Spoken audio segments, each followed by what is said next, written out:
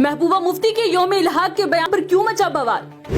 कौन सी शराइत का जिक्र कर रही थी महबूबा इंस्ट्रूमेंट ऑफ एक्सेशन में?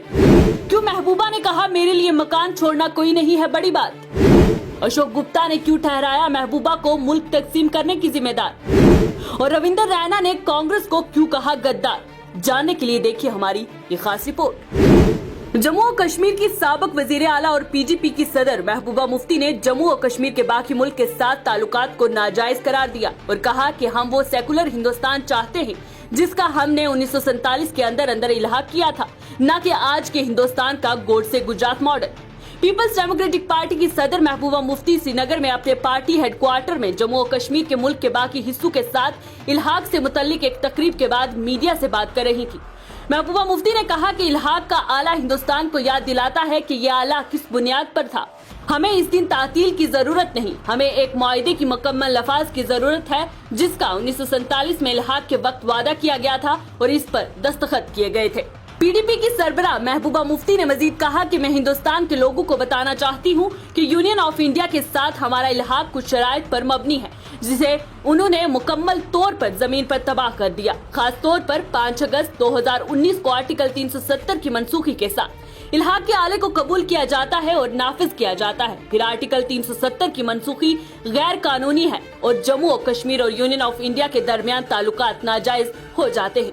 उन्होंने मजीद कहा कि इंस्ट्रूमेंट ऑफ एक्सेशन भारत को याद दिलाता है कि यह आला किस बुनियाद पर किया गया था। हमें इस दिन तातील की जरूरत नहीं, हमें एक आले के मुकम्मल नफाज की जरूरत है जिसका वादा 1947 में इस दिन किया गया था और इस पर दस्तखत किए गए थे।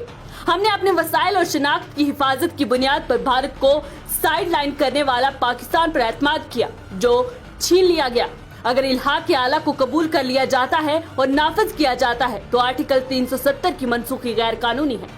इस सब के लिए बीजेपी पर इल्जाम लगाते हुए उन्होंने कहा कि बीजेपी ने मुल्क के आइन को कुचल दिया है। नरेंद्र मोदी के मुल्क के वजीर आजम के तौर पर आने से पहले मुल्क में सेकुलरिज्म परवान चढ़ रहा था। पहले हम मुल्क में मुस्लिम सदर और सिख वजीर आजम हुआ करते थे, लेकिन जब से नरेंद्र मोदी वजीर आजम बने हैं मुल्क में मुसलमानों और दलितों को निशाना बनाया जा रहा है और इनके साथ मारपीट की जा रही है। महबूबा के इस बयान के बाद डोगरा फ्रंट शिवसेना सदर जम्मू कश्मीर अशोक गुप्ता ने कहा कि वो मुल्क को तकसीम करने की कोशिश कर रही हैं। अगर वो मुसलमान वजीर आला बनने के बजाय डुग्गर सीएम की बात करे तो बात बने। इस तरह की बयानबाजियों से बातों को उलझाने की कोशिश कर रही हैं। वहीं महबूबा के यौम इल्हाक पर दिए गए बयान की UT BJP chief Ravinder Raina ने भी खरियां खोटियां सुनाते महबूबा मुफ्ती और कांग्रेस को हदफे तनकीद बनाया है और क्या कहा है? कांग्रेस के लोगों के डीएनए में खराबी है, ये इनके डीएनए में गद्दारी है, ये कभी सच्चे देशभक्त नहीं हो सकते।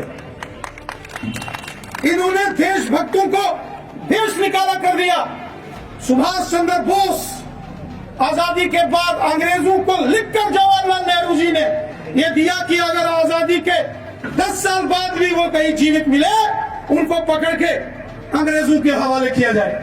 और जब 10 साल बीते 1957 फिर 10 साल एक्सटेंड कर दिए गए। इतनी बड़ी गद्दारी।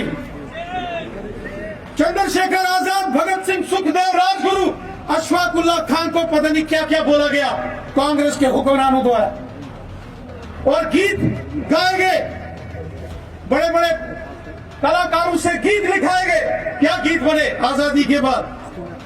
दे दी हमें आजादी बिना खड़ग बिना ढाल। क्या झांसी की रानी का खून नहीं बहा था?